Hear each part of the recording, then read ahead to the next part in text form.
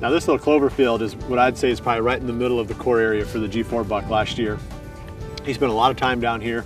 We had a trail camera up the valley a little ways. We'd get pictures of him all the time on that camera. We just didn't spend much time hunting down here just because of that swirling wind, but this is where he lived. So this has got everything that a buck could want. There's food here, there's a creek running down here, so there's a water supply.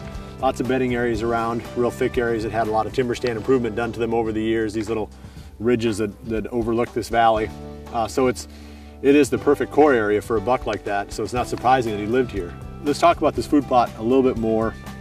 Once again, we're looking at a smaller plot. This is about an acre, and I've had this in beans before and it did okay. But small plots like this, way back in the timber, in these secluded locations, they can get hit real hard by the deer because they'll literally be out here at any time of the day, sometimes all day. And there's a lot of clover here. I'm looking down at it now, and there's tons of it still in here. So this one is going to be a clover plot again this year.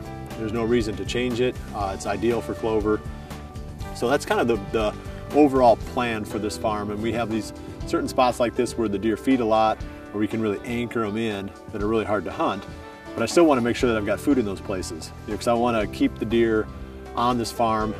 Maybe I can't hunt, specifically right on top of these spots, but I can hunt the fringes of them, just like we did for the G4 buck last season. We end up getting that deer hunting the fringes of his core. So, there's a lot of research that's gone into determining how big a buck's core area is and what types of elements need to be in there. But you need food, water, and security.